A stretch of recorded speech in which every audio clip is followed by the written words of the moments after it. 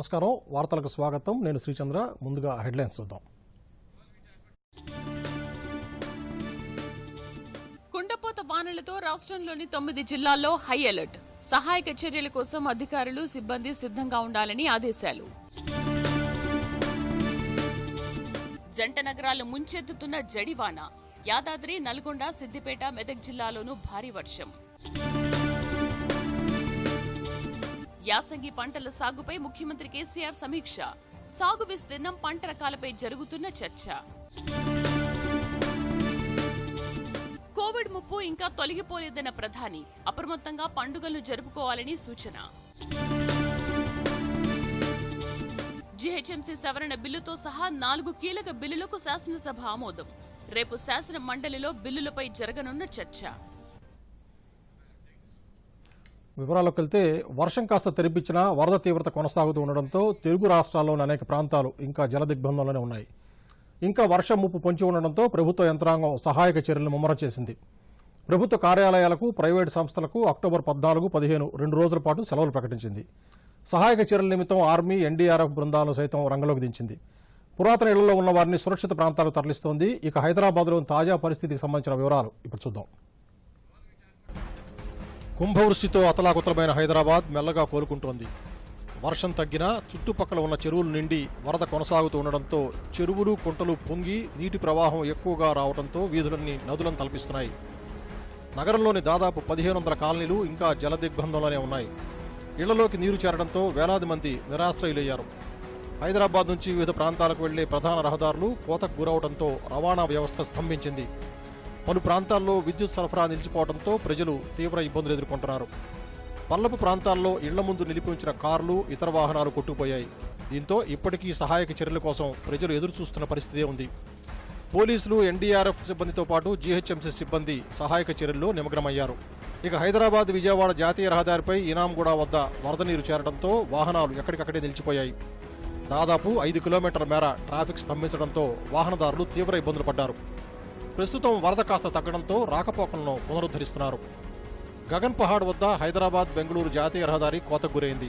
సమీపంలో ఉన్న అప్పా చెరువు కట్ట తెగి జాతీయ రహదారిపై వరద నీరు రావడంతో రహదారి కొట్టుకుపోయింది ఈ ఘటనలో 3 మృతి చెందగా పలు వాహనాలు ధ్వంసమయ్యాయి ఇప్పటికీ వరద కొనసాగుతూ ఉండడంతో రాకపోకలను నిలిపివేశారు హైదరాబాద్ వరంగల్ రహదారిపై ఉప్పల్ సమీపంలో నల్ల చెరువు కట్ట తెగడంతో రహదారి కోతకు గురైంది దీంతో వాహనదారులు తీవ్ర ఇబ్బందులు పడుతున్నారు వరద కొనసాగుతూ ఉన్నా మెల్లిగా రాకపోకలు ప్రారంభమయ్యాయి ఇక హైదరాబాద్లోని ఎంజీబీఎస్ పరిసర ప్రాంతాల్లో రోడ్లపైకి నీరు చేరడంతో ఆర్టీసీ బస్సుల రాకపోకలకు అంతరాయం ఏర్పడింది గాంధీ భవన్ ముందు ఉన్న బస్టాప్ కుప్పకూలి రోడ్డుపై పట్టడంతో ట్రాఫిక్ నిలిచిపోయింది జీహెచ్ఎంసీ సిబ్బంది రంగంలోకి దిగి శిథిలాలను తొలగించడంతో ట్రాఫిక్ క్లియర్ అయింది సోమాజిగూడ యశోద ఆసుపత్రిలోకి భారీగా వరద నీరు చేరడంతో రోగులు వైద్య సిబ్బంది తీవ్ర ఇబ్బందులకు గురయ్యారు ప్రధాన రహదారులన్నీ జలమయం అవడంతో ప్రయాణికులు మెట్రో రైళ్లను ఆశ్రయిస్తున్నారు పాత బస్తీలో వర్షం బీభత్సం సృష్టించింది ఇప్పటికీ పలు కాలనీల్లో వరద నీరు ఉధృతంగా ప్రవహిస్తోంది పలక్రమ బార్కాస్లో వరద ఉధృతికి ఓ వ్యక్తి కొట్టుకుపోయాడు తాడు సాయంతో అతన్ని కాపాడేందుకు స్థానికులు ఎంత ప్రయత్నించినా ఫలితం లేకపోయింది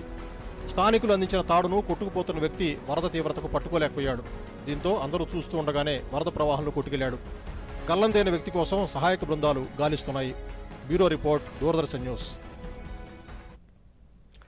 ఆంధ్రప్రదేశ్ కర్ణాటక మహారాష్ట్ర తెలంగాణపై కొనసాగుతున్న వాయుగుండం భూభాగంపైకి వచ్చినా బలహీనపడకుండా స్థిరంగా కొనసాగుతోంది వాయుగుండం కర్ణాటకలోని గుల్బర్గాకి 80 కిలోమీటర్ల దూరంలో కేంద్రీకృతమై పశ్చిమ వాయువ్య దిశగా 25 కిలోమీటర్ల వేగంతో కదులుతోంది క్రమంగా బలహీనపడి అల్పపీడన ప్రాంతంగా మారే సూచనలు కనిపిస్తున్నాయని వాతావరణ శాఖ తెలిపింది వాయుగుండం పశ్చిమ వాయువ్య దిశగా కదులుతూ అరేబియా సముద్రంపైకి వెళ్లనున్నట్లు వాతావరణ శాఖ అంచనా వేస్తోంది దీంతో తెలంగాణకు వాయుగుండం ముప్పు తప్పినట్లేనని హైదరాబాద్ వాతావరణ కేంద్రం ప్రకటించింది కాగా ఈ నెల 16వ తేదీ నాటికి అరేబియా సముద్రంపైకి వెళ్లిన అనంతరం అల్పపీడన ప్రాంతం మళ్లీ వాయుగుండంగా మారే అవకాశం ఉందని తెలిపింది ఈ వాయుగుండం ఈశాన్య దిశగా కదులుతూ మహారాష్ట్ర గుజరాత్కు దక్షిణంగా తీరాన్ని దాటే అవకాశం ఉందని వాతావరణ శాఖ తెలిపింది వాయుగుండం ప్రభావంతో తెలంగాణతో పాటు కర్ణాటక మహారాష్ట్రలోని షోలాపూర్ విదర్భ మరట్వాడ ప్రాంతాల్లో భారీ వర్షాలు కురిసే అవకాశం ఉంది ప్రస్తుతం వాయుగుండం ప్రభావంతో 15వ తేదీ నుంచి మధ్య మహారాష్ట్ర కొంకణ్ గోవా కర్ణాటకలో భారీ నుంచి అతి భారీ వర్షాలు కురిసే అవకాశం ఉంది తెలుగు రాష్ట్రాల ముఖ్యమంత్రులకు ప్రధాని నరేంద్ర మోదీ ఫోన్ చేశారు తెలంగాణ ఏపీలో భారీ వర్షాలతో నెలకొన్న పరిస్థితులపై కేసీఆర్ జగన్మోహన్ రెడ్డితో మాట్లాడి తెలుసుకున్నారు సహాయక చర్యల్లో కేంద్రం నుంచి అవసరమైన సహకారం అందిస్తామని హామీ ఇచ్చారు భారీ వర్షాల వల్ల ప్రభావితమైన వారి గురించే తన ఆలోచన అంతా అని ప్రధాని ట్వీట్ చేశారు హైదరాబాద్లో భారీ వర్షాలు కురుస్తున్న నేపథ్యంలో అధికార యంత్రాంగం చేపట్టాల్సిన సహాయక చర్యలపై మంత్రి కేటీఆర్ సమీక్ష జరిపారు. ప్రభుత్వ ప్రధాన కార్యదర్శి సోమేష్ కుమార్తో పాటు పురపాలక శాఖ విభాగాల అధిపతులు, హైదరాబాద్, మేడ్చల్, రంగారెడ్డి జిల్లా కలెక్టర్లతో కలిసి సమీక్ష జరిపారు. జీహెచ్ఎంసీ అధికారులందరూ అందుబాటులో ఉండాలని ఆదేశించారు. జీహెచ్ఎంసీ మేయర్, డిప్యూటీ మేయర్, కార్పొరేటర్లు, నగర ఎమ్మెల్యేలంతా క్షేత్రస్థాయిలో పర్యటించి సహాయక చర్యలను పర్యవేక్షించాలని సూచించారు. లోతట్టు ప్రాంతాల ప్రజలను సమీపంలోని ఫంక్షన్ హాళ్లు, కమ్యూనిటీ హాళ్లకు తరలించడంతో పాటు సహాయ కేంద్రాల్లో అన్ని వసతులు కల్పించాలన్నారు. సహాయ శిబిరాల్లోని వారికి బస్తీ దవాఖానాలో పనిచేస్తున్న డాక్టర్లతో పాటు వైద్య సిబ్బంది సేవలు అందించాలన్నారు. విరిగిపడిన విద్యుత్ స్తంభాలను సరిచేసి సరఫరాను పునరుద్ధరించేందుకు జీహెచ్ఎంసీ, విద్యుత్ సంస్థల అధికారులు సమన్వయంతో పనిచేయాలన్నారు. భారీ వర్షాల వల్ల జంట నగరాల్లో తలెత్తిన పరిస్థితిని ఎప్పటికప్పుడు సమీక్షిస్తున్న మంత్రి తారక రామారావు వర్షాల వల్ల దెబ్బతిన్న పలు ప్రాంతాల్లో పర్యటించారు. బైరామల్గూడ, హబ్సిగూడ, అంబర్పేట తదితర ప్రాంతాల్లో పర్యటించి క్షేత్రస్థాయి పరిస్థితిని పరిశీలించారు. స్థానికులతో మాట్లాడి వారిని అన్ని విధాలా ఆదుకుంటామని హామీ ఇచ్చారు. రంగారెడ్డి జిల్లా బాలాపూర్ పోలీస్ స్టేషన్ పరిధిలో వర్షాల వల్ల దెబ్బతిన్న నబిల్ కాలనీలో మంత్రి సబితా ఇంద్రారెడ్డి పర్యటించారు. జల దిగ్బంధంలో చిక్కుకున్న కాలనీలో ఎన్డీఆర్ఎఫ్, రెవెన్యూ, రాచకొండ పోలీసులు చేపట్టిన సహాయక చర్యలు పరిశీలించారు. జిల్లాలో 5 సహాయక శిబిరాలు ఏర్పాటు చేశామని, అందులోకి 300 కుటుంబాలను తరలించామని చెప్పారు. మంత్రి తలసాని శ్రీనివాస్ యాదవ్ ముంపుకు గురైన ప్రకాష్ నగర్ సందర్శించారు. వరద నీటిని తొలగించేందుకు పర్యాటక విభాగం వారి పడవలను తెప్పిస్తున్నట్లు మంత్రి తెలిపారు. అంతకుముందు వర్షాలతో దెబ్బతిన్న మూసారాంబాగ్ బ్రిడ్జిని మంత్రి పరిశీలించారు. బ్రిడ్జి ఫెన్సింగ్ పూర్తిగా దెబ్బతిన్నందున అక్కడ బందోబస్తు ఏర్పాటు చేయాలని అధికారులకు సూచించారు. గత 4 రోజులుగా కురుస్తున్న వర్షాలతో రాష్ట్రంలో పలు జిల్లాల్లో వాగులు, వంకలు పొంగి పొర్లుతున్నాయి. పలుచోట్ల రహదారులపై వరద నీరు ప్రవహిస్తుండటంతో రాకపోకలకు అంతరాయం ఏర్పడింది. జిల్లా కలెక్టర్ల కార్యాలయంలో కంట్రోల్ రూముల నుండి పరిస్థితులు అధికారులు ఎప్పటికప్పుడు పరిశీలిస్తున్నారు. వివరాలు చూద్దాం. హైదరాబాద్లో కురుస్తున్న భారీ వర్షాలకు మూసీ నది నిండుగా ప్రవహిస్తోంది. వర్షపు నీటితో యాదాద్రి, భువనగిరి జిల్లాలో అమ్మనబోలు బ్రిడ్జ్ మునిగిపోయింది. దీంతో నార్కట్పల్లి, మోత్కూరు మధ్య రాకపోకలు నిలిచిపోయాయి. రంగారెడ్డి జిల్లా తాండూరు వద్ద కాగ్రా నది బ్రిడ్జి వరద ఉధృతికి కొట్టుకుపోయింది. దీంతో తాండూరు, మహబూబ్ నగర్ మధ్య ట్రాఫిక్ నిలిచిపోయింది. తాండూరు చుట్టుపక్కల ఉన్న చిన్నపాటి వాగులు, వంకలు పొంగి పొర్లుతూ ఉండడంతో తాండూరు పట్టణానికి వివిధ గ్రామాల మధ్య సంబంధాలు తెగిపోయాయి. రంగారెడ్డి జిల్లా శంషాబాద్ గగన్ పహాడ్ వద్ద జాతీయ రహదారిపైకి చేరిన వరద నీటిలో 4 గల్లంతైనట్లు అధికారులు చెప్పారు. వీరిలో 2 మృతి చెందారు. పక్కనే ఉన్న పల్లె చెరువు కట్ట తెగి జాతీయ రహదారిపైకి భారీగా వరద నీరు రావడంతో ట్రాఫిక్ స్తంభించింది. ఉమ్మడి మెదక్ జిల్లాలోని సింగూరు ప్రాజెక్టు గేట్లు ఎత్తివేయడంతో ఘనపూర్ ప్రాజెక్టు పొంగి పొర్లుతోంది. ఏడుపాయల వనదుర్గమాత ఆలయం వద్ద మంజీరా నది ఉప్పొంగడంతో ఆలయ దారి వరద నీటితో మునిగిపోయింది. వేల్దుర్తి మండలం హల్దీ ప్రాజెక్టు ఉవ్వెత్తున ఎగిసిపడుతోంది. హల్దీ వాగులోని చెక్ డ్యాములన్నీ పుష్కలంగా నిండి పొంగి పొర్లుతున్నాయి. భారీ వర్షం వల్ల హైదరాబాద్, విజయవాడ జాతీయ రహదారిపై చౌటుప్పల్, తిప్పర్తి వద్ద వరద నీరు ప్రవహిస్తోంది. దీంతో నార్కట్పల్లి, అద్దంకి హైవేలపై రాకపోకలకు తీవ్ర అంతరాయం ఏర్పడింది. మేడ్చల్, మల్కాజిగిరి జిల్లా మూడుచింతలపల్లి మండల పరిధిలోని లింగాపూర్ తండా నుంచి ఉద్దామర్రి వెళ్లే ప్రధాన రహదారి మీదుగా భారీగా వరద నీరు ప్రవహిస్తూ ఉండడంతో గ్రామాల మధ్య రాకపోకలు నిలిచిపోయాయి. పలు బస్తీలు నీట మునిగాయి. పటేల్ నగర్, బాలసరస్వతి నగర్ తదితర ప్రాంతాల్లో ఇదే పరిస్థితి నెలకొంది. జనగామ జిల్లాలో భారీ వర్షాలకు సూర్యాపేట, జనగామ రహదారిపై లింగాల ఘనపురం మండలం నెల్లుట్ల దగ్గర భారీ గండి ఏర్పడింది. మహబూబ్ నగర్ జిల్లాలో కోయిల్కండ, నవాబ్పేట తదితర మండలాల్లో వాగులు, వంకలు ఉధృతంగా పారడంతో పలు గ్రామాలకు రాకపోకలు నిలిచిపోయాయి. జోగులాంబ, గద్వాల్ జిల్లాలో రాయచూర్ వైపు వెళ్లే వాహనాలను వర్షాల వల్ల దారి మళ్లించారు. కరీంనగర్ జిల్లాలోని జమ్మికుంట, కొత్తపల్లి తదితర ప్రాంతాల్లో భారీ వర్షపాతం నమోదు కావడంతో సహాయక చర్యల కోసం ప్రత్యేక ఏర్పాటు చేసినట్లు జిల్లా కలెక్టర్ కె. శశాంక తెలిపారు. దిగువ మానేరుకు భారీ స్థాయిలో వరద నీరు వచ్చి చేరుతూ ఉండడంతో మోయతుమ్మెద వాగు ద్వారా 83,289 క్యూసెక్కులు, మిడ్ మానేరు ద్వారా 19,228 క్యూసెక్కులు నీటిని వదులుతున్నారు. దిగువ మానేరు డ్యాంకు మొత్తం 20 గేట్లు ఉండగా 18 గేట్లను ఎత్తి 1,07,826 క్యూసెక్ల వరద నీరు దిగువ వదులుతున్నారు. మరో 3 రోజులు భారీగా వరద నీరు వచ్చే అవకాశం ఉందని, నదీ పరివాహక ప్రాంత ప్రజలు అప్రమత్తంగా ఉండాలని దిగువ మానేరు జలాశయం ఎస్సీ శివకుమార్ సూచించారు. Bureau report, Doordarshan news. 2 రోజులుగా ఎడతెరిపి లేకుండా కురుస్తున్న వర్షాలకు హైదరాబాద్ నగరం అతలాకుతలమవుతోంది. భారీ వర్షాల ధాటికి మూసాపేట మెట్రో స్టేషన్ కింద ప్రధాన రహదారి కుంగింది. మెట్రో పిల్లర్ల చుట్టూ భూమి కుంగి గుంతల్లోకి నీరు చేరడంతో జీహెచ్ఎంసీ సిబ్బంది మోటార్ల ద్వారా నీటిని తోడిపోశారు. రహదారిపై వెళ్లే వాహనదారులకు ఇబ్బందులు లేకుండా హెచ్చరిక బోర్డులు ఏర్పాటు చేశారు. రాత్రి సమయంలో ఇలాంటి ఘటనలు చోటు చేసుకుంటే ప్రమాదం జరిగే అవకాశం ఉంటుందని వాహనదారులు భయాందోళనకు గురవుతున్నారు. కాగా దీనిపై మెట్రో ఎండీ స్పందిస్తూ మెట్రో పిల్లర్లకు ఎటువంటి సమస్య లేదని, అవి సురక్షితంగానే ఉన్నాయని, ప్రజలెవరూ ఆందోళన చెందాల్సిన అవసరం లేదన్నారు. ఐడియల్ చెరువు నుంచి వచ్చిన వరద డ్రైనేజీ పైపు లైన్ సమస్యల కారణంగానే పిల్లర్ చుట్టుపక్కల భూమి కుంగిందని సంబంధిత అధికారులు సమస్యను పరిష్కరిస్తున్నారని మెట్రో ఎండీ ఓ ప్రకటనలో తెలిపారు.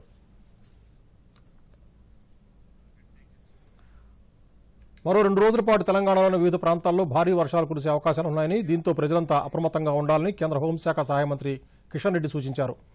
లోతట్టు వరద ముప్పు ఉన్న ప్రాంతాల ప్రజలంతా అప్రమత్తంగా ఉండాలని, అత్యవసరమైతే తప్ప ఎవరూ బయటికి వెళ్లొద్దని విజ్ఞప్తి చేశారు. ఇలాంటి క్లిష్ట సమయాల్లో అధికారులు సిబ్బందితో కలిసి సహాయ చర్యల్లో పాల్గొనడానికి స్వచ్ఛంద సేవకులు, వాలంటీర్లు, పౌరులు ముందుకు రావాలని కోరారు. తాను కూడా వ్యక్తిగతంగా ఎన్డీఆర్ఎఫ్ డీజీతో మాట్లాడి సహాయ బృందాలను సిద్ధంగా ఉంచాలని ఆదేశించినట్టు చెప్పారు. హైదరాబాద్తో పాటు తెలంగాణ అంతటా సహాయ కార్యక్రమాల కోసం మరో 2 బృందాలు విజయవాడ నుంచి హైదరాబాద్ చేరుకుంటాయని కిషన్ రెడ్డి చెప్పారు. కరోనా వైరస్ను అరికట్టేందుకు మాస్కులు తప్పనిసరిగా పెట్టుకోవాలి. పండుగల సీజన్ కావడంతో వైరస్ను నియంత్రించేందుకు ప్రతి ఒక్కరూ మాస్క్ ధరించాలి. వివరాలు చూద్దాం. కోవిడ్-19 మహమ్మారి తన ఉధృతంతో ప్రపంచాన్నంతటినీ తన విషపూరిత కోరల్లో పట్టి బంధించింది. వ్యాధి సోకిన వారి సంఖ్య రోజురోజుకి పెరుగుతూనే ఉంది. టీకా లేదా మందు దొరికేదాకా ఈ మహమ్మారిపై మానవాళి పోరు కొనసాగుతూనే ఉంటుంది. ఇలాంటి పరిస్థితుల్లో అన్నింటికన్నా అత్యవసరం జాగరూకతతో పాటు స్వరక్షణ. అత్యంత ప్రభావవంతమైనది ఫేస్ మాస్క్ అని రుజువైంది. ప్రపంచ ఆరోగ్య సంస్థ, పరిశోధనా సంస్థల అధ్యయనాలు చెప్పేది ఇదే. మాస్కును సరిగ్గా వేసుకుని ముక్కుని, నోటిని కప్పుకోగలిగితే కరోనా వ్యాప్తిని అడ్డుకోవచ్చు. కరోనా వ్యాప్తిని నిరోధించడానికి మాస్క్ వేసుకోవడంతో పాటు దానిని సరైన పద్ధతిలో ధరించడం చాలా ముఖ్యం. చాలా మంది మాస్కుతో ముక్కును, నోటిని సరిగ్గా కప్పుకోరు. దీనివల్ల ప్రమాదం పొంచే ఉంటుంది. बिना मास्क या फेस कवर के घर से बाहर निकलने की अभी कल्पना करना भी सही नहीं है. ये जितना खुद उस व्यक्ति के लिए खतरनाक है, उतना ही उसके आसपास के लोगों के लिए भी. डीडी न्यूज़ ఉద్యమం మాస్క్ అప్ ఇండియాతో చేతులు కలపండి. మాస్క్ ధరించండి, నోటిని, ముక్కును కాపాడుకోండి. మీ కుటుంబ సభ్యులను, మిత్రులను మాస్క్ ధరించమని చెప్పండి. Mask up India DD news మాధ్యమం ద్వారా అందరికీ చెప్పండి. కరోనాని ఓడించాలి. మాస్కును తప్పక ధరించాలి. Mask up India. Mask up India. Mask up India.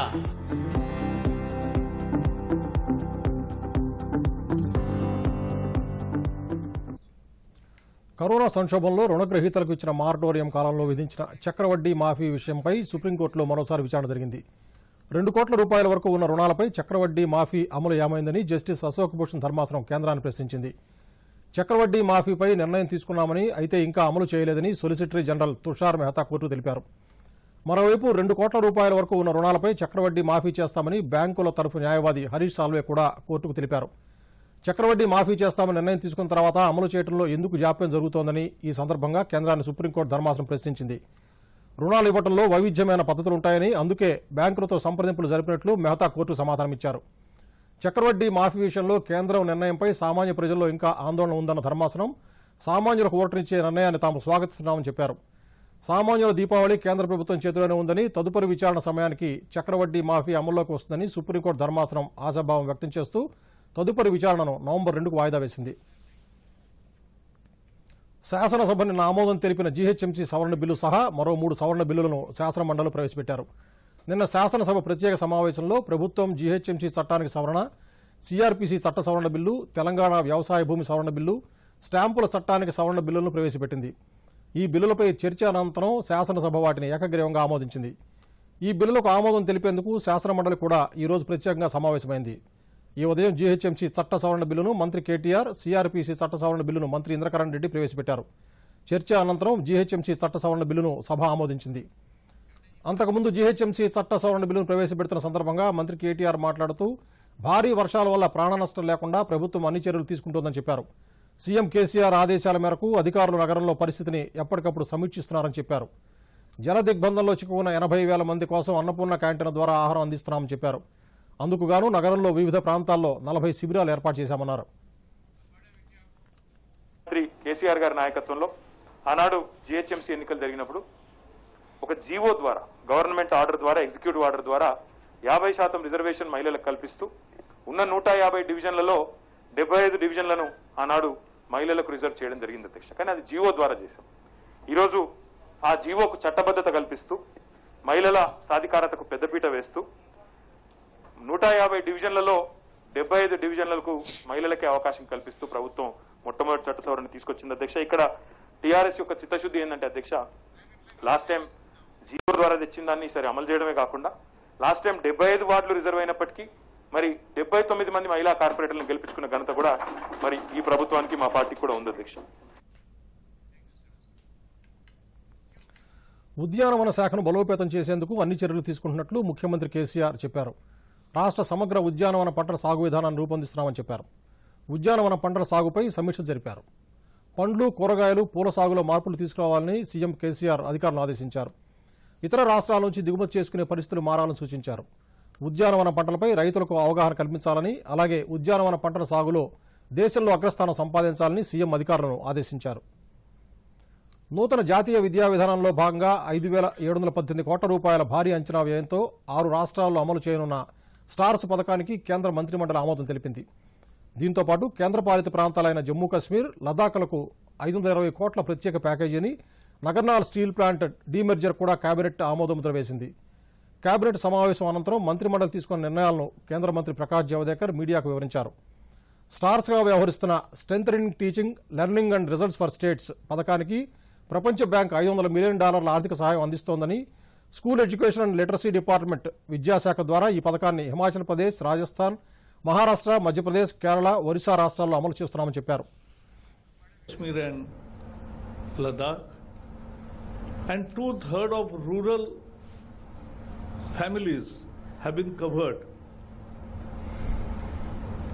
and 10,58,000 women will get benefit from a special package, a new program called STARS.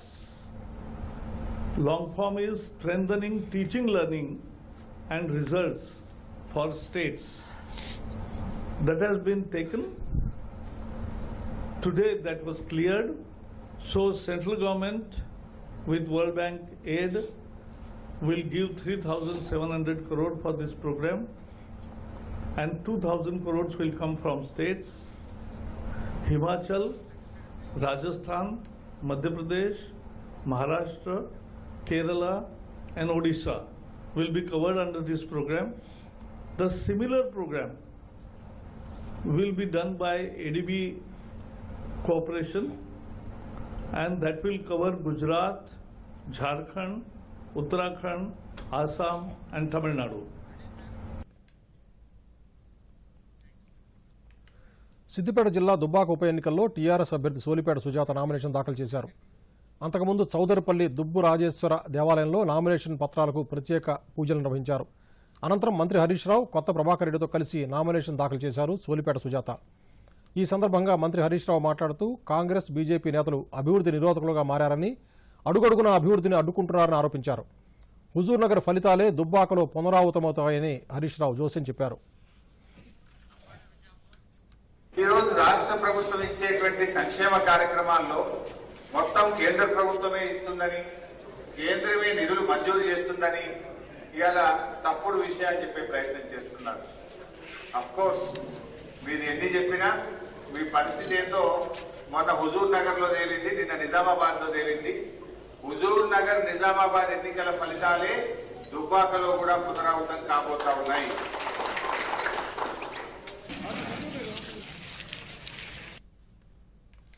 ప్రముఖ కూచిపూడి నృత్య కళాకారిణి పద్మశ్రీ డాక్టర్ శోభానాయుడు కన్నుమూశారు. అనారోగ్యంతో ప్రైవేట్ ఆసుపత్రిలో చికిత్స పొందుతూ తుదిశ్వాస విడిచారని కుటుంబ సభ్యులు తెలిపారు. గత కొంతకాలంగా న్యూరోలాజికల్ సమస్యతో చికిత్స పొందుతున్నారు. విశాఖ జిల్లా అనకాపల్లిలో 1956లో శోభానాయుడు జన్మించారు. 12 ఏళ్ల వయసులో కూచిపూడిలో అరంగేటం చేశారు. వెంపటి చిన్న సత్యం వద్ద శిష్యురాలుగా చేరారు. సత్యభామ, పద్మావతి పాత్రలో రాణించారు. హైదరాబాద్ కూచిపూడి ఆర్ట్ అకాడమీకి ప్రిన్సిపాల్గా పనిచేశారు. కూచిపూడి నృత్యంలో 100 మందికి శిక్షణ ఇచ్చారు. శోభానాయుడు 2001లో పద్మశ్రీ పురస్కారం అందుకున్నారు. 1998లో ఎన్టీఆర్, 1982లో నిత్య చూడామణి, 1991లో సంగీత నాటక అకాడమీ పురస్కారాలు అందుకున్నారు.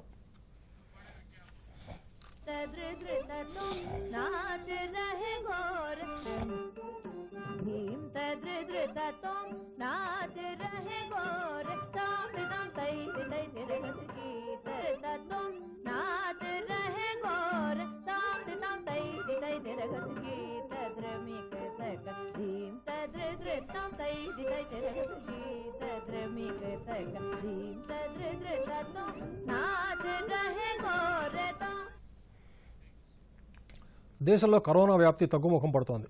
దేశవ్యాప్తంగా రికవరీ రేటు 86.78% ఉండగా మరణాల రేటు 1.53%గా ఉన్నట్లు కేంద్ర ఆరోగ్య శాఖ తెలిపింది. దేశవ్యాప్తంగా కొత్తగా 63,509 పాజిటివ్ కేసులు నమోదయ్యాయి. దేశంలో కరోనా పాజిటివ్ కేసుల సంఖ్య 72,39,390 చేరాయి. వివిధ కోవిడ్ ఆసుపత్రుల్లో 8,26,876 మంది చికిత్స పొందుతుండగా ఇప్పటి వరకు 63,19,28 మంది కోలుకుని డిశ్చార్జ్ అయ్యారు. రాష్ట్రంలో కొత్తగా 1,446 పాజిటివ్ కేసులు నమోదైనట్లు రాష్ట్ర వైద్య ఆరోగ్య శాఖ వెల్లడించింది. దీంతో మొత్తం కేసుల సంఖ్య 2,16,238కి చేరింది. తాజాగా 1,918 మంది కోలుకోగా ఇప్పటి వరకు రాష్ట్రంలో కరోనా నుంచి 191,269 మంది కోలుకున్నారు. ప్రస్తుతం 23,728 యాక్టివ్ కేసులు ఉండగా 19,413 మంది హోమ్ ఐసోలేషన్ చికిత్స పొందుతున్నారు. కరోనా మహమ్మారి తీవ్రత రోజురోజుకు తగ్గుతోందని, కనీస జాగ్రత్తలు పాటిస్తే కరోనాను జయించవచ్చని ఆదిలాబాద్ జిల్లా అదనపు కలెక్టర్ శ్రీమతి జి సంధ్యారాణి పేర్కొన్నారు. ఆదిలాబాద్ జిల్లా కలెక్టరేట్లోని తన కార్యాలయంలో దూరదర్శన్ న్యూస్తో మాట్లాడారు. ప్రతి ఒక్కరూ మాస్కులు ధరించాలని, నిర్ణీత దూరం పాటిస్తూ తమ విధులు నిర్వర్తించుకోవాలని సూచించారు. జిల్లాలో ఇప్పటివరకు పాజిటివ్ బాధితుల సంఖ్య 3,874 ఉందని, ఇందులో ప్రస్తుతం క్రియాశీల బాధితులు 232 మంది ఉన్నారని, ఇప్పటివరకు 3,606 మంది కోలుకొని డిశ్చార్జ్ అయినట్టు తెలిపారు. ప్రజల భాగస్వామ్యంతో వైరస్ వ్యాప్తిని అరికట్టడంలో సఫలమయ్యాయన్నారు. రాబోయే పండుగల సీజన్లో కోవిడ్-19 నిబంధనలు పాటించాలని, స్వీయ రక్షణ చర్యలు తీసుకోవాలని పిలుపునిచ్చారు. ఎక్కువ మందిని పిలుచుకోకుండా ఉండాలి. ఈ జాగ్రత్తలన్నీ పాటిస్తూ ప్రతి ఒక్కళ్ళు మాస్క్ ధరించి, తర్వాత ఎప్పటికప్పుడు చేతులను శానిటైజర్ ద్వారా కానీ లేదా సబ్బు ద్వారా కానీ శుభ్రపరచుకుంటూ ఉండి ఈ కోవిడ్ని మనం అందరం కూడా పారదోలాలి. కోవిడ్ బారిన ఎవరు కూడా పడవద్దని చెప్పి అందరికి కూడా విజ్ఞప్తి చేస్తున్నాం. బతుకమ్మ, దసరా, దీపావళి పండుగలు వరుసగా వస్తుండటంతో ప్రజలంతా కరోనా జాగ్రత్తలు పాటిస్తూ వేడుకలు జరుపుకోవాలని జగిత్యాల జిల్లా కలెక్టర్ గుగ్గులో రవి సూచించారు. మాస్కులు తప్పనిసరిగా పెట్టుకోవాలని, బతుకమ్మ ఆడేటప్పుడు, దసరా సందర్భంగా ఏర్పాటు చేసే మండపాల్లో పూజలకు హాజరైనప్పుడు సామాజిక దూరం ఖచ్చితంగా పాటించాలన్నారు. చేతులు శుభ్రం చేసుకోవడంతో పాటు అనుమానితులు కరోనా పరీక్షలు చేయించుకోవాలని సూచించారు. కంట్రోల్ చేయగలుగుతాం జగిత్యాల జిల్లాలో. మోస్ట్ ఓవర్ ఇప్పుడు పబ్లిక్ కూడా కొంతమంది కూడా అవేర్నెస్ వచ్చింది. సో వాళ్ళు హ్యాండ్స్ వాషింగ్ కానీ, మామూలుగా రెగ్యులర్గా శానిటైజర్స్ వాడడం కానీ, మాస్కులు వేసుకోవడం కానీ, సోషల్ డిస్టెన్స్ మెయింటైన్ చేస్తూ వివిధ కార్యక్రమాలు టేకప్ చేస్తున్నాము. సో పబ్లిక్లో కూడా అవేర్నెస్ వచ్చింది. ఇప్పుడు కరోనా కొంచెం తగ్గుముఖం పట్టింది. బట్ పబ్లిక్ అంతా కూడా అజాగ్రత్తగా వహించకుండా దీన్ని రెగ్యులర్గానే మనము డే టు డే యాక్టివిటీస్లో సోషల్ డిస్టెన్సింగ్, మాస్క్ వేసుకోవడం, శానిటైజర్స్, హ్యాండ్ వాష్ ఫ్రీక్వెంట్గా చేయడంతో పాటు మన పిల్లలందరికీ కూడా ఎడ్యుకేట్ చేయాలి. కరోనా నేపథ్యంలో ఉపాధి లేక ఆర్థిక ఇబ్బందులు పడుతున్న మత్స్యకారులను ఆదుకోవడం కోసం కేంద్ర ప్రభుత్వం మత్స్య సంపద యోజన పథకం ప్రవేశపెట్టి మత్స్యకారులను ఆర్థికంగా ఆదుకునే ప్రయత్నం చేస్తోంది. పెద్దపల్లి జిల్లాలో సుమారు 10,000 మంది మత్స్యకారులు ఈ పథకం ద్వారా ప్రయోజనం పొందుతున్నారు. జిల్లాలో మత్స్య యోజన పథకంపై ప్రత్యేక కథనం. పెద్దపల్లి జిల్లాలో ఎల్లంపల్లి, సుందిళ్ల, అన్నారం బ్యారేజీలతో పాటు 1,076 చెరువులు, కుంటల్లో చేపలు పట్టడం ద్వారా సుమారు 10,000 మంది మత్స్యకారులు ఉపాధి పొందుతున్నారు. కరోనా లాక్డౌన్ కారణంగా ఉపాధి లేక ఆర్థికంగా తీవ్ర నష్టాలను ఎదుర్కొంటున్న మత్స్యకారులకు కేంద్ర ప్రభుత్వం ప్రకటించిన మత్స్య సంపద యోజన పథకం ఎంతో ఊరటనిచ్చింది. ఈ పథకంలో భాగంగా కేసీసీ కార్డులు జారీ చేసి రుణ సహాయం అందజేస్తున్నారు. ఇందులో ఫిష్ కల్చర్కు 2 లక్షల వరకు, లైసెన్స్ ఉన్న మత్స్యకారులకు 30,000 రుణం వరకు పొందవచ్చు. దీంతోపాటు మార్కెటింగ్ సపోర్ట్ కోసం 25,000, ఆక్వా కల్చర్ సిస్టమ్ కోసం 6 లక్షల వరకు, ఐస్ ప్లాంట్ కోసం 6 లక్షలు, కేజీ కల్చర్ కోసం 1.5 లక్షల రుణం పొందవచ్చు. దీంతో మత్స్యకారులందరికీ ఈ పథకం ప్రయోజనాలు దక్కేలా మత్స్యశాఖ అధికారులు కృషి చేస్తున్నారు. పెద్దపల్లి జిల్లాలో ఇప్పటివరకు 3,000 మంది దరఖాస్తు చేసుకోగా వారి వివరాలను సంబంధిత బ్యాంకులకు పంపించామని జిల్లా మత్స్యశాఖ అధికారి మల్లేశన్ తెలిపారు. కేంద్ర ప్రభుత్వం మత్స్యకారుల జీవనోపాధిలో వాళ్ళ వృత్తికి సంబంధించిన పనిముట్లు కానీ ఇతర ఆర్థిక సహాయం చేయడానికి కోసం కిసాన్ క్రెడిట్ కార్డ్స్ జారీ చేయుటకు మార్గదర్శకాలు జారీ చేయమైనది. పెద్దపల్లి జిల్లాలో మత్స్యకారుల సొసైటీ సభ్యులకు ఈ విషయమై విస్తృతంగా ప్రచారం చేయటం వలన ఈరోజు వరకు మనకు 2,982 అప్లికేషన్లు మత్స్యకారుల నుంచి తీసుకొని వాటన్నిటిని కూడా లీడ్ బ్యాంక్ మేనేజర్ గారు ఇచ్చినటువంటి బ్యాంకులు లిస్టులో పేర్కొన్నటువంటి బ్యాంకులకు అవన్నిటిని కూడా పంపించడం జరుగుతుంది. అవన్నీ కూడా వివిధ దశలలో వారు తదుపరి మత్స్యకారులను ఎవరైతే ఆర్జీదారులు ఉన్నారో వారి వద్దకు పోయి మరి వారితో ఫీల్డ్ లెవెల్లో పరిశీలన చేసిన తర్వాత మరి ఈ కార్డ్స్ జారీ చేస్తామని చెప్పేసి చెప్తున్నారు. మరోవైపు మత్స్య సంపద యోజన పథకం ద్వారా పూచీకత్తు లేని రుణాన్ని అందజేస్తున్నందుకు మత్స్యకారులు కేంద్ర ప్రభుత్వానికి కృతజ్ఞతలు చెప్తున్నారు. నాకు మత్స్య సొసైటీకి మన కిసాన్ కార్డు ద్వారా లోన్లు ఇవ్వడానికి కేంద్ర ప్రభుత్వం, రాష్ట్ర ప్రభుత్వం మాకు ఇటువంటి పథకాలు పెట్టినందుకు మేము కొద్దిగా సంతోషపడుతున్నాం. ఇటువంటి అభివృద్ధి కార్యక్రమాలు పెట్టి మా మత్స్యకారులను కొద్దిగా అభివృద్ధి చేయగలరని, ఇంకా ఇటువంటి ఎన్నో పెట్టి కొద్దిగా మా మత్స్యకారులను ఆదుకోవాలని మేమందరం మంచిగా అభివృద్ధి చెందడానికి మార్గదర్శనం చూపించినందుకు అందరికి కృతజ్ఞతలు. వలలకు లోన్లు కానీ తెప్పలకు కానీ ఇది రోజు చేపలు తెచ్చుకొని అమ్ముకునేటానికి కిసాన్ కార్డు ద్వారా పొదుపు పొందొచ్చని మాకు మా ఎబ్డిఓ గారు కూడా చెప్పడం జరిగింది. Bureau report, Doordarshan news. రైతుల పెట్టుబడి ఖర్చు తగ్గించి దిగుబడి పెంచడమే లక్ష్యంగా కేంద్ర ప్రభుత్వం ప్రవేశపెట్టిన భూసార పరీక్ష విధాన వ్యవసాయాన్ని రాజన్న సిరిసిల్ల జిల్లాలో రైతులు సద్వినియోగం చేసుకుంటున్నారు. రాజన్న సిరిసిల్ల జిల్లాలో అమలవుతున్న సాయిల్ హెల్త్ కార్డుల పథకం అమలు తీరుతెన్నులపై దూరదర్శన్ ప్రత్యేక కథనం. నేల సారాన్ని బట్టి పంటలు వేయటం వల్ల రైతులు ఆర్థిక నష్టాల నుంచి బయటపడి లాభసాటి వ్యవసాయం చేసుకునే చర్యలపై ప్రభుత్వం ప్రత్యేక దృష్టి పెట్టింది. వ్యవసాయంలో ఉత్పత్తి ఖర్చును తగ్గించి ఉత్పాదకతను పెంచడంలో భాగంగా రాష్ట్రంలోని ప్రతి రైతుకు భూసార పరీక్ష నిర్వహించుకునేలా వ్యవసాయ అధికారులు అవగాహన కల్పిస్తున్నారు. రాజన్న సిరిసిల్ల జిల్లాలో 2017 నుంచి ఇప్పటి వరకు 23,000 భూసార పరీక్షలు నిర్వహించి రైతులకు మట్టి నమూనా పత్రాలు అందజేసినట్లు జిల్లా వ్యవసాయ శాఖ అధికారి రణధీర్ తెలిపారు. పోషక సామర్థ్యాన్ని బట్టి ఏ నెలలో ఏ పంట వేయాలో రైతులకు అవగాహన కల్పించడం వల్ల రైతు అనుకూలమైన పంటలు వేసుకునే అవకాశం ఉంటుందని, భూసారాన్ని బట్టే ఎరువుల వాడకం వేసుకుంటే పంట దిగుబడి పెరిగి రైతులకు లాభదాయకంగా ఉంటుందంటున్నారు. రాజన్న సిరిసిల్ల జిల్లాలో 2017-18 సంవత్సరంలో 7,634 భూసార పరీక్ష కార్డ్స్, తర్వాత 2018-19లో 9,632 కార్డ్స్, తర్వాత 2019-20లో 3,094 సాయిల్ హెల్త్ కార్డ్స్, తర్వాత 2020-21 సంవత్సరంలో 2,895 సాయిల్ హెల్త్ కార్డ్స్ను పంపిణీ చేయడం జరిగింది.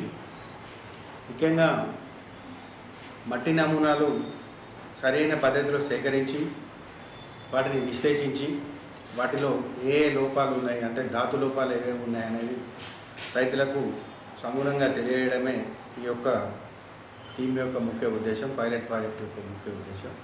అధికారుల సూచనల మేరకు భూసార పరీక్షలు చేయించి ఆ మేరకే ఎరువులు వాడటం వల్ల అవసరమైన ఎరువుల ఖర్చు తగ్గుతోందని, దీంతో పాటే అవసరమైన ఎరువులు ఏవో తెలుస్తోందని రైతులు చెప్తున్నారు. మేము భూసార పరీక్ష చేసుకున్న కార్డులు ఇచ్చిరు మాకు, భూసార పరీక్ష చేసి ఆ కార్డుల ద్వారానే వ్యవసాయం చేస్తున్నాం. దాంతో దిగుబడి కూడా మంచిగా అనిపిస్తుంది. ఈ ఫెర్టిలైజర్స్ అనేది బాగా తక్కువ వాడినాం, తక్కువ మోతాదులో వాడినాం. Neem కొట్టేడు urea వాడినాం. ఇప్పటికైతే క్రాప్స్ బాగానే ఉన్నాయి, ఇంకా తృప్తిగానే ఉన్నది భూసార పరీక్ష కార్డులు ఇచ్చిన ద్వారా. నాకు వ్యవసాయ భూమి 10 ఎకరాలు ఉన్నది. భూసార పరీక్షలు చేస్తూ కార్డు తీసుకున్నాము. కార్డు ప్రకారమే మేము దీన్ని అది చేసినాం కాబట్టి మోతాదు వాడితే పంట బాగా దిగుబడి బాగానే వస్తుంది. జింకు లోపం వల్ల మేము యూరియా తక్కువ చేసి వాడితే మంచి ఫలితాలు ఇస్తుంది. తెలంగాణ భూసార పరీక్షలో మేము మా ఊళ్ళో ప్రతి ఒక్కరు ఇంటికి చేపించుకున్నాము. దానిలో చాలా వరకు జింకు లోపం ఉన్నది. ఈసారి వానాకాలం పంటలలో యూరియా తక్కువ వాడినాం. యూరియా తక్కువ వాడి అధిక దిగుబడి తెచ్చుకున్నాం. పరిశ్రమ మాకు తగినంత లాభం జరిగింది. Bureau report, Doordarshan news. మరోసారి ముఖ్యాంశాలతో ఈ వార్తలు ముగిద్దాం. నమస్కారం.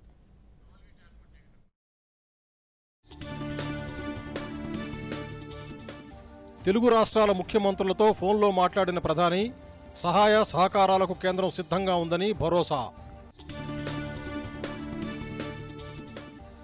వర్షం తెరిపినిచ్చినా కొనసాగుతున్న వరద ఉధృతి, యుద్ధ ప్రాతిపదికన కొనసాగుతున్న సహాయక చర్యలు. ఇంకా జలదిగ్బంధంలోనే హైదరాబాద్, చుట్టుపక్కల చెరువులు తెగి నగర వీధుల గుండా ప్రవహిస్తున్న వరద నీరు. తెలంగాణకు తప్పిన వాయుగుండం ముప్పు కర్ణాటకలోని కలబుర్గికి సమీపంలో కేంద్రీకృతం.